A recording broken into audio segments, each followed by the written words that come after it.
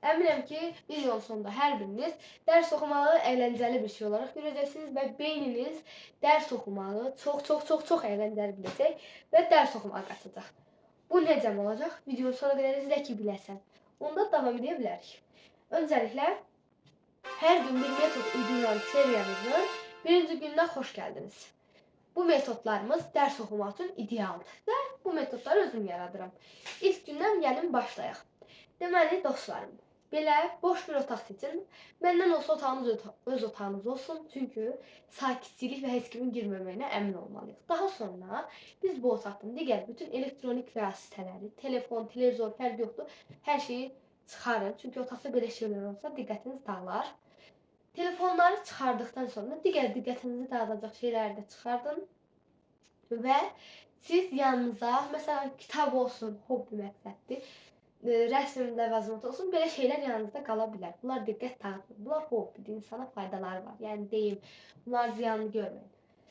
Və gəlirik indi əsas mövzuya. Siz otaqdan çıxmamalısınız, qaydalarınız bunlardır. Boş otaqdır, otaqdan çıxmaq yoxdur, otaqda telefon yoxdur. Otağa ən əsas şərti telefon olması. Və sizin buradakı ən əsas qaydanız 1 saat boyunca bu otaqda sadəcə öz-özünüzlə qalacaqsınız. Əgər otaq qorxunuz, yəni belə qapalı məkan, bir otaqda tək qalma qorxunuz kimi şeylər varsa, onda otaqda qorxmamanız üçün yanınıza bir adam ala bilərsiniz, amma çalışın ki, çox az söhbət edin. Yəni o adam da sizə kimi dərs oxumağa məcbur olsun. Daha sonra siz otağa keçdiniz, otaqda boş bir kər oturursunuz. Bir müddət belə durduqdan sonra beyniniz belə deyəcək. Mən boşam, bu belə olmamalıdır. Sizə gəlin bu metodun niyə işə yaradığını izah edin, sonra davam edəcəm. Biz doğulduğumuz gündən bu günə, daha doğrusu biz insanlar yaradıldığımız gündən bu günə daim bir qaça-qaçın, bir işin və bir prosesin içində olmuşuq. Lap atalarımız həyatları boyunca nəyəsə ovlamaq, yemək, içmək, mağarada qalmaq, mağaranın nə bilim işığıdır, mağaranın odur, budur, belə şeylərlə maraqlana həyatımız gəlib bugünkü günə çıxıb. Və biz də eyni qaydada bu tərzdə davam edirik, beləcə gedirik. Və həyatımız hər bir insanda olduğu kimi daim qaça-qaçla davam edəcək. Heç bir fasilə və sair olmadan. Və biz bir də fərqinə varacağıq ki, artıq hər şey keçib. Və beynimiz bu qaça-qaçın içərisində heç vaxt boş qalmamağa öyrənib. Bu dövrlərdə telefon bizi bu qaça-qaçdan çıxarırmış kimi hiss edirik. Və ona görə hər birimiz bu telefonlara və digər sosial şəbəkələr olsun, belə şeylərə çox bağlanırıq. Səbəbi isə beynimizin səsini sustura bilməsidir. Yəni əslində biz beynimizi susturmaq üçün telefonlara əl atırıq. Nəysə, mövzumuza geri dönək. Beyniniz və siz boş qaldıqca başlayacaq danışmağa. Sizin artıq beyninizi susturmaq üçün telefonlarınız yanınızda olmadığına görə siz məcbur qalacaqsınız ki, kitablara əl atasınız. Çünki beyniniz başlayacaq. Sən nə üçün belə boş durursan? Axı boş durmaq olmaz, bizə boş yaramır.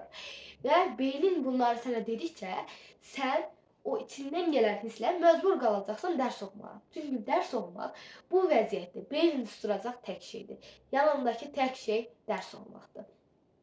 Və sən bunu digər işlərin üçün edə bilərsən. Məsələn, sən əgər bir rəssamsansa və ilhama ehtiyacın varsa, bu metodda mütləq işə yarayır. Yəni, nə olur olsun, beynimiz daim işləmək, bir işlə başını qatmaq istəyir. Belə deyirik, başını qatmaq. Oradan qaynaqlanır. Yəni, daim nə eləsə başımız qarışsın. Əsas odur ki, diqqətimiz bir şeyə cəmlənsin ki, beynimizin o niyə boşsan səsi gəlməsin. Baxın, buna görə də biz bu səsi susturmaq üçün məcbur durub dərsə başlayacaq və dərs bizim tək əyləncə qaynağımız olacaq. Bu dediyim metodda əsas şərtləri ödəsəniz, həqiqətən dediyim nəticəyə əldə edəcəksiniz, nəticəni əldə edəcəksiniz. Deməli, əsas şərtlər, bir daha təkrarlayıram, otaq boş olmalıdır, diqqətinizi işə dağıtmamalıdır, boş dedikdə yəni əşyasız deyilik.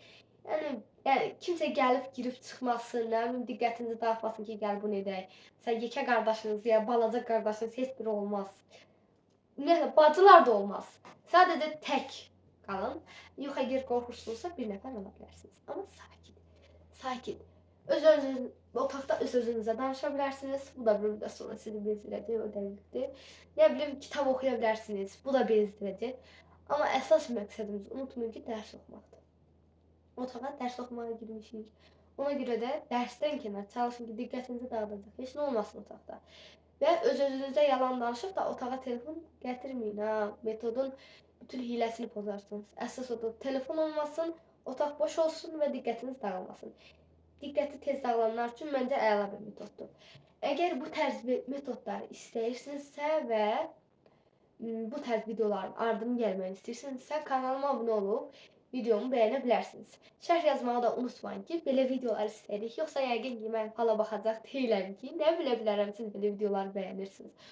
Ona görə dediyim bütün bunları eləyin. Gələn səfər ikinci metodumda sizin hər birinizi gözləyirəm. Çünki siz əminəm ki, öz gələcəyini düşünən insanlarsınız ki, mənim videomdasınız. Gələcək səfərdə görüşərik. Sağ olun.